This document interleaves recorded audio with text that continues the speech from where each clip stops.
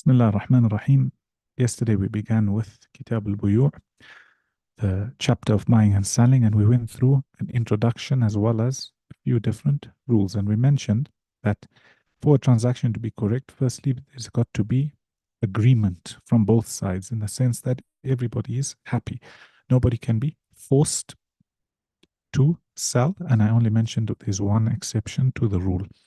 Thereafter, we touched a little bit about the majlis, the actual gathering where the transaction takes place. So it could be in a physical space, or in our terms today, it could be over the phone or online. And then we touched a little bit on khiyar. Khiyar literally means the choice. Okay, so we mentioned here the choice to go back on a deal. So after the buyer and seller have agreed, okay, and they've agreed on the deal and everything has gone through, then nobody is allowed to nullify this agreement or this deal unless there is a valid reason. And some of the valid reasons come under what's called khiyar. Here, khiyar will say choice to annul or choice to go back. There's different types of khiyar. Khiyar can happen for different reasons. Inshallah, we'll be taking those different reasons this week. We spoke about khiyarul majlis yesterday, okay? And we mentioned that in the Hanafi madhab, once the people have agreed on the deal, then let's say a person says, I'm selling you my car, and this guy says, okay, I agree, and the deal is done. Nobody can go back even if they're in the same gathering. In the other madhahib, so that's one opinion. The other madhahib, as long as they're still in the same gathering, even after the deal is done, each party still has a right to go back on the deal to say, you know what, I regret, I don't really want the car, or it's too expensive, I need to use my money for something else, etc. We go back on the deal. So we spoke about that. Then there's different types of khiyar which will come. To end off the chapter, there's a few miscellaneous masail which they mention related to buying and selling. Some are common sense and some need a little bit more explanation. So the first is they tell you when a person is selling, okay, let's say here when you're selling, yesterday I divided this for you here. I said when somebody is selling something, either they're selling money for money, so that's money exchange, and this has its own rules which will come, or you're selling something which is physical, okay, physical, or you're selling a service. This will still come. Here we're talking about something which is tangible. The correct word here is tangible. Okay. Now, under what's tangible, there's different categories of goods, and some have specific rulings. So, for example, we all know, let's say when it comes to your normal day-to-day items, a person is buying a book or a pen or whatever. All that comes under your normal goods. That is quite straightforward. Then there's selling land. Why am I differentiating between it? Because there's a few masail which come under selling land as well as selling crop. So goes with the land is selling crops and plants, etc. And number 3 is when you're selling actual housing. We could call it real estate. There's a few small masail. Real estate, okay? So if a person is selling a house, okay, say what goes with the house? Is it only the shell? Is a person allowed to take out the doors? Is a person allowed to take out the locks? What goes with the house? So they mention to you that when a person is selling the house, whatever needs to go with the house is included in the deal. So, for example, the locks to lock that house. For example, uh, if you've got tiles or if you've got fixed fittings that belong in that house, the person selling is not allowed to take them with him. Again, that's the norm. That's the general ruling, unless it's stipulated. Okay, so there's a few things I want you to understand here. You've got, when you're selling or you've got a deal, you've got a few things. First, you've got what's general. Okay, it's generally known that these things belong to either the buyer or these things are on the seller. Okay, بالعرف, by the norm, by the culture. At times, number two is the culture or the norm differs from place to place. So I give you an example. In some supermarkets, when you buy your groceries, they give you the plastic packet with it. Okay. So that means that the seller is providing a plastic packet. And in some supermarkets, you have to buy your own plastic packet. So here the norm is different from place to place or country to country. And there's many other examples like that. So I'll give you another example. When you're selling, I'll give you an example when you're renting. When you're renting, in some countries, it means that you're renting the shell of the house. It includes no fixtures. So, for example, there's no furniture involved. There's no air condition. In fact, so much so, I remember when you were living in Medina and you go to a few different places, you see a hole in the wall. And that's where, when you move in, you buy the air condition, you put it in that hole. So, generally, the norm there is that the tenant is the one who brings it. So, number one, category one, there's a general rule. Number two is where cultures differ or where the norm differs from place to place, here we will go according to the place we are in. Okay. And number three is that if the buyer and seller had to agree, even if it goes against the norm, then it's permissible and we go according to their agreement. So if you look at it, why do they mention this? This is in case of dispute. Okay. In case of dispute, what do you go back to? Number one, you go back to the agreement. Has it been stipulated in the agreement who's going to keep this, who's going to keep that? So, for example, if you're selling a house, has this guy stipulated that inside the house the furniture will remain, etc.? We go according to that agreement first. If there's no agreement, we go back to the culture or the norm, which is specific to that community, we could say. Okay, so let's say in this community, it's known that when you sell your house, included with it is the furniture, for example. Okay, and if there was no agreement or there's nothing for this specific community, we go back to the general urf, the general norm. So when people buy and sell, generally what's agreed. So this is the strongest. So whenever you're buying and selling from somebody or you're going into a deal, try and be as specific as you can and try to remember what problems may occur so you can iron them out before you get into it. So here they tell you, first mas'ala, if a person is selling a piece of land, let's say this is a piece of land, okay? And let's say on this piece of land, there's a structure. Okay, let's say this is a house. Some houses there, okay? Or a shed, for example, a shed.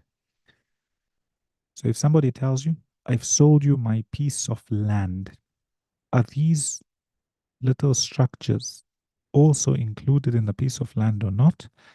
The general norm or the rule is generally it's also included.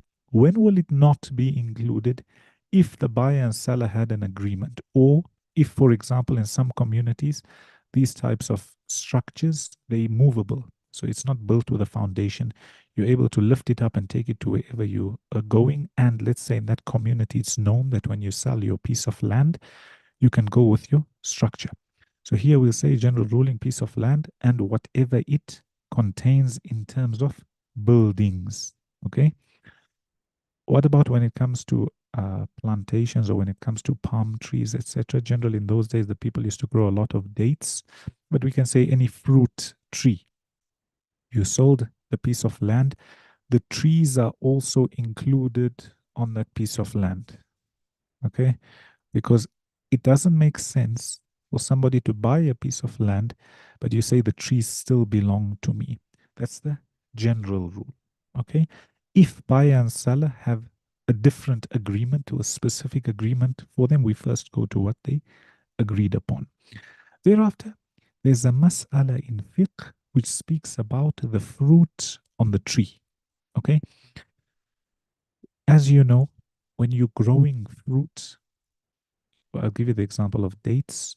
It has, or when it starts off, it's not yet ripe. Okay? And then it starts to become ripe. Now, what used to happen in those days, and it happens still till today, just imagine you've got an orchard here, okay? An orchard or a big field. And these are all trees, date trees, all date trees. The whole thing, okay? The whole thing full of dates. Whatever other fruit you want to think of, avocados or apples or whatever it may be. What generally happens is you've got a farmer who's looking after the trees, and at times they don't have money or they need money to carry on looking after these trees. There's no ways he's going to consume everything. So they start to sell the fruit whilst it's still on the tree. When are you allowed to sell the fruit? Now, the Sharia has a rule for it. If somebody comes to buy, so let's say you've got this person A. He comes to this farm and he sees, and let's say, for example, it takes 1 year for the dates to grow. Okay. For those who don't know, now is the peak of summer. July, August is generally when the dates in the Middle East, that's when it's time to harvest them because it's the hottest time of the year. That's when the dates are ready. So what happens? This person started growing their date trees. And let's say in month number 1 to month number 6, the fruit of the date still hasn't come. So it's just a tree. Okay. And from month number 6 to month number 12, in the 12th month is when you're going to harvest. Okay. From month 1 to month 6, there's no fruit, or it's come out, but it's still completely raw. Here, this person is not allowed Islamically to buy this fruit. This is called buying fruit before it becomes ripe or before it shows signs of becoming ripe. Why is this? Because there's a possibility that there could be a natural disaster, or sometimes what happens with the fruit is that it may all be affected. So here, you're not allowed to buy it unless, only one condition or only one exception, unless whatever you're buying, you cut it now. So let's say you walk into this farm in month number 3, okay? And you find there's raw dates on the tree, not even ready for consumption, but maybe you could feed them to your animals. Here, if this person wants to buy what he sees on the tree and cut it immediately, he's allowed to, okay? Other than that, he is not allowed to buy the fruit on these trees. Now, what do? They measure what's on the trees, okay? Roughly, there's a gauge. There's specialized people who gauge how much it's going to give. So let's say, for example, from this fruit or this plantation, you're going to get 1 ton or 1,000 kgs, okay? It's still on the tree. Month number 6 is when the dates started showing signs of ripeness. It's not ripe. It's going to be taken out in month number 12, for example. And this investor walks in, or this person walks into the farm, and he says, sell me all the dates on the tree. He has 2 options here. Either he can take them with him now, or he can leave them on the tree until they are ready to take. Why is he allowed? Because the hadith says, the Messenger ﷺ says that don't buy and sell fruit, and that includes crop, until you see the first signs of its ripeness, because generally after it starts showing signs of becoming ripe, inshallah, it's saved from any from what they call jaiha. Jaiha is like a disaster, calamity, a famine, plague, whatever it may be, generally, inshallah. So here, this person is allowed to buy. So let's say, for example, they agree this 1,000 kg is going to come up, and they agree that he will pay $5 a kg, for example. So he can pay this guy his 5,000, even if he pays him now, there's no problem. In month number 6, and then he collects his dates when they're ready in month number 12. This is permissible, inshallah. But before this, he's not allowed to buy. The only one exception is if he's cutting immediately. Okay? Then they go on to a mas'ala, which is again related to this. If somebody has a farm, okay, and he sells the farm, let's say the whole farm. Person number A, in the previous example, we were talking about the fruit on the tree, okay? He's not selling the farm. This example, we're speaking about a person who comes to buy the farm. So let's say person B is buying this farm. So it includes the piece of land as well as the trees. Who does the fruit belong to that's on the trees? The fruit on the trees.